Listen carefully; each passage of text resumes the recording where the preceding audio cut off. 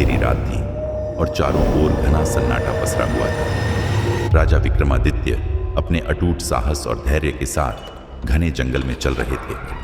पेड़ों की सरसराहट और जंगली जानवरों की हल्की आवाजों के बीच वे सावधानी पूर्वक कदम बढ़ा रहे थे।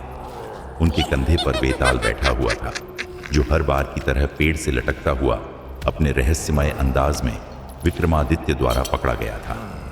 राजा विक्रम ने अपने मजबूत हाथों से वेताल को कंधे पर उठाया और निर्भयता से अपने कदमों को जंगल के उस ओर बढ़ाया जहां उन्हें जाना था। वे जानते थे कि हर बार की तरह इस बार भी वेताल उन्हें कोई रहस्यपूर्ण कहानी सुनाएगा और अंत में एक कठिन प्रश्न पूछेगा, लेकिन विक्रमादित्य के धैर्य और बुद्धिमत्ता में कोई कमी नहीं थी। हर बार की तरह इस बार भी वह बिना रुके और बिना डरे वेताल को अपनी मंजिल तक ले जाने के लिए तैयार थे। जंगल की घनी छांव में चलते हुए वे सोच रहे थे कि इस बार वेताल किस तरह की कहानी सुनाएगा और कैसे वह राजा को एक बार फिर से चुनौती देगा।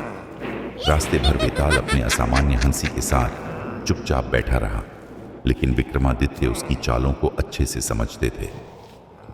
वेताल ने राजा विक्रमादित्य से कहा, हे राजन, तुम्हारी निष्ठा और धैर्य मुझे बार बार आश्चर्य में डालते हैं, लेकिन देखता हूं कि क्या इस कहानी के अंत में भी तुम सही उत्तर दे पाओगे।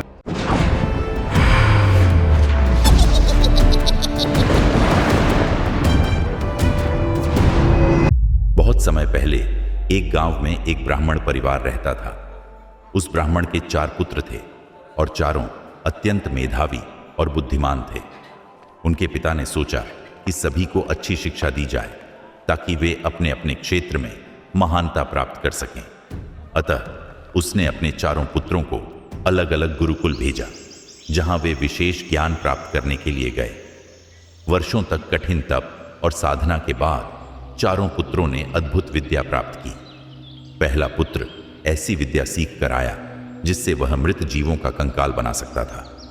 दूसरे पुत्र ने यह सीखा कि वह उस कंकाल पर मांस और खाल चढ़ा सकता है। तीसरे पुत्र ने विद्या सीखी कि वह उस जीव को अंग प्रदान कर सकता है।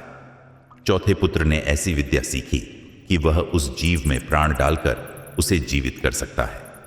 अपनी अपनी अद्वितीय विद्या पर गर्व करते हुए चारों भाइयों ने सोचा कि वे अब किसी भी मृत प्राणी को पुनः जीवित कर सकते हैं। वे चारों अपने पिता के पास लौटे और अपनी अपनी विद्या का प्रदर्शन करने का निर्णय लिया। अपने ज्ञान को सिद्ध करने के लिए चारों भाइयों ने जंगल में जाने का निश्चय किया, जहां उन्हें एक शेर का कंकाल मिला। चारों भाइयों ने अपनी विद्या का प्रयोग इसी शेर के कंकाल पर करने का निश्चय किया। चारों भाइयों ने अपनी अपनी विद्या का प्रदर्शन आरंभ किया। सबसे पहले पुत्र ने शेर का कंकाल तैयार किया, फिर दूसरे ने उस पर मांस और खाल चढ़ाई, तीसरे ने उसे अंग प्रदान किए और अंत में चौथे पुत्र ने उसमें प्राण डाल दिए। जैसे ही चौथे पुत्र ने शेर में प्राण डाले, वह शेर तुरंत जीवित हो गया और गर्जना करने लगा। शेर ने जैसे ही आंखें खोली, उसने अपने चारों ओर देखा और सामने 4 इंसानों को खड़ा पाया। शेर ने बिना देर किए उन पर हमला कर दिया और चारों पुत्रों को मार डाला। वे अपनी ही विद्या के कारण उस शेर का शिकार बन गए। कहानी समाप्त करने के बाद वेताल ने राजा विक्रमादित्य से पूछा, हे राजन, अब तुम ही बताओ कि चारों पुत्रों में सबसे मूर्ख कौन था?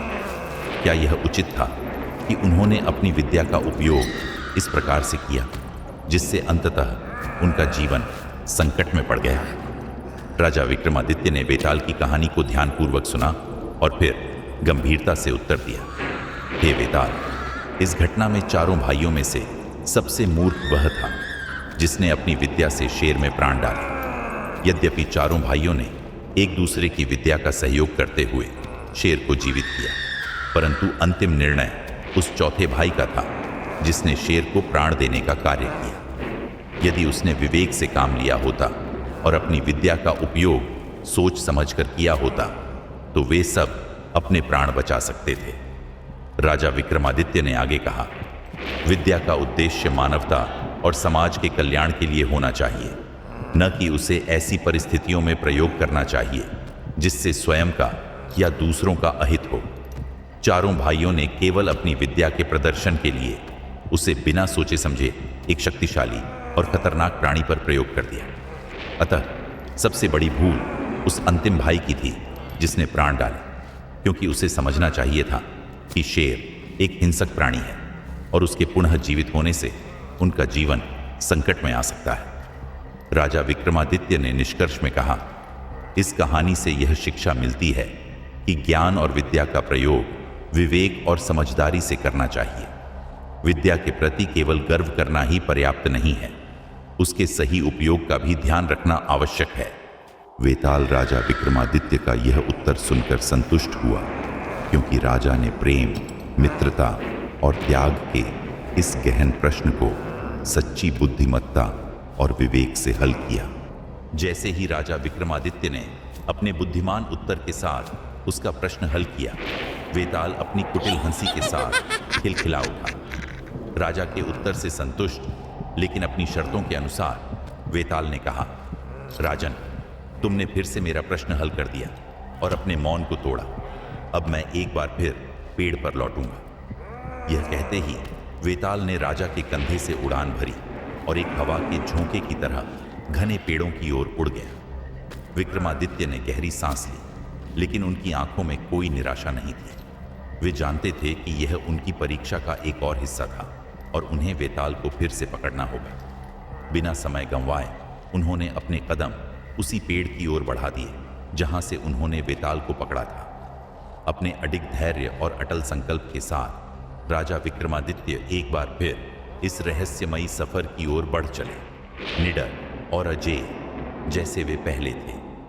उनके मन में केवल एक ही संकल्प था, किसी भी हाल में अपने उद्देश्य को पूरा करना, चाहे कितनी भी चुनौतियां क्यों ना आएं।